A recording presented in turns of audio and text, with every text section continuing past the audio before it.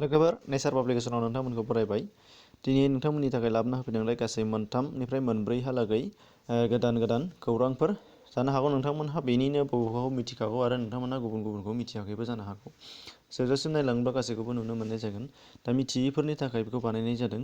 बे हिसाबै गोदान गोदान मिथिखानायफोरा जेबो बुङाब्लानो जाबाय।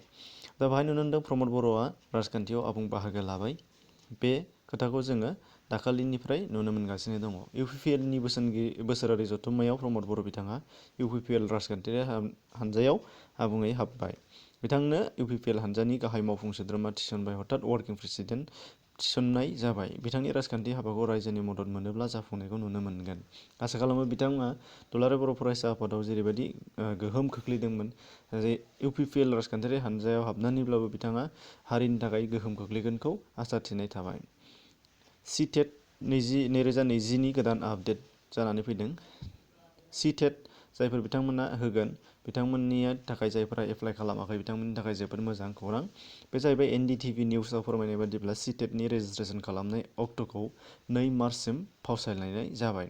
दा बे हिसाबै दिनैसिम जायफोरा सिटेट एग्जाम जिरायनो थाखाय रेजिस्ट्रेसन खालामनानै लायाखैमोन बिथांमोनहा मार्चनि 2 थारिखसिम अर्थात 2 मार्चसिम बेखौ खालामहैनो हानाय जासिगोन। मोस्रोमा जोङो नुनो मोनो मोस्रोमखौ जेब्लाबो लारि लारि थाबायलांबाय थायो। मासेनि उनाव मासे, मासेनि उनाव मासे थाबायलाङो। जुदि मासेयाव बबेबा मोनसे जायगायाव आदार नुयोबा बिनि खिथु खिथु लारि लारियै उन उन थांफानानै बिनि आदार बुथुमनायखौ जों नुनो मोननाय जायो। दा बिनि जाहोनखौ जों गोबाङानो मिथिया। दा मोस्रोमा जेब्लाबो लारि थाबायो बेनि जाहोनानो जाबाय बिसोरो आथिंजों मोनसे रोखोमनि रस हगारलाङो, जायखौ मोनामसुना गुबुन मासेया उन संलांनो हायो होनदों। बे रसखौ टेस्ट बाड्स बुंनाय जायो होनदों। बेनिखायनो जों जुदि बिसोरनि थाबायलांनाय लामाखौ फिसासिनजों बा गनजों बा माबा मोनसे मुवा बेसादजों बिसोरनि लामाखौ हांखो बोनानै होयोब्ला बिसोर आन्दायनो गोनां जायो। मानो होनबा बै टेस्ट बाड्सआ बे जोंनि हांखो बोनायजों फैफानो गोनां जानायाव बै मोस्रोमा थांनानै बेनि रसखौ आन्दायहैनो गोनां जायो, मोनहैनो हाया जायो। बेनि थाखायनो बेखौ मोस्रोमफोरा लारि लारियै थाबायलांनांगौ जानानै फैयो। आरो जोङो लामाखौ बस'योबा दै लुनानै होयोबा बिसोरो आन्दायनो गोनां जायो। दा बे खोथाखौ जों नोंथांमोना मिथियामोनबो जानो हागौ। आंनि खोथा नङा बियो, नोंथांमोनहा डिसक्रिपसनाव लिंक दं, बेयाव हाबनानै नायहैब्ला नुनो मोननाय जागोन। बेनिफ्राय गोदान साख्रिनि रादाब, बे स्टाफ सेलेक्सन कमिसननि एसएससिनि सेलेक्सन पस्ट गासै 2020 मायथाइनि थाखाय 1355टा पस्ट दङ, नोंथांमोनहा नुनो मोनगोन। बाहाय नुनो मोनदों स्टाफ सेलेक्सन कमिसननि पस्टआ जाहैबाय गासै 1355टा पस्ट दङ। इडुकेसनेल क्वालिफिकेसना जाहैबाय 10 पास आरो 12 पासबाबो जागोन होनदों आरो ग्रेजुवेटबाबो जानो हागोन। हथात 10 पासनिफ्रायनो बेखौ एप्लाइ खालामनो हानाय जागोन। 10 पास हथात मेट्रिक पास।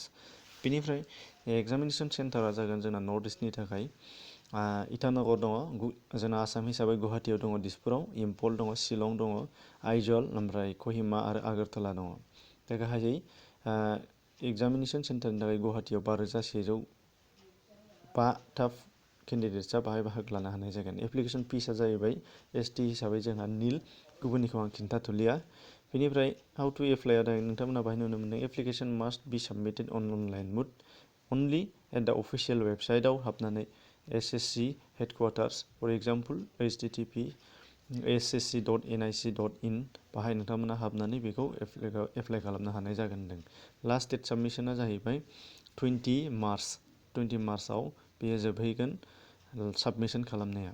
स्टार्टिंआ 21 फेब्रुवारिनिफ्रायनोमोन, बे दा एसे लेट जालांबाय। ओमफ्राय 20 मार्चआव बेयो एप्लाइ खालामनाया लास्ट डेट जाहैगोन। नोंथांमोना लास्ट डेटखौल' नाय, रिसिप्टमेन्टनिखौ दा नाय। रिसिप्टमेन्टआ एसे बांसिन टाइम लायो, अब्लाबो बेखौ नोंथांमोना नायनांगौ दरखार गैया।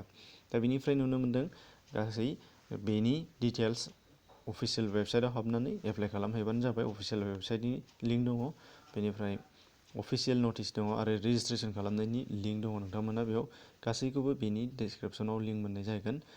डिसक्रिपसनाव नोंथांमोना गुबुन गुबुन भिडिअबो नुनो मोनगोन, हाबनानै नायब्लानो जाबाय। उननि भिडिअनि थाखाय नोंथांमोनखौ नेनानै थाबाय। एसेनोसै, गोजोन्थों।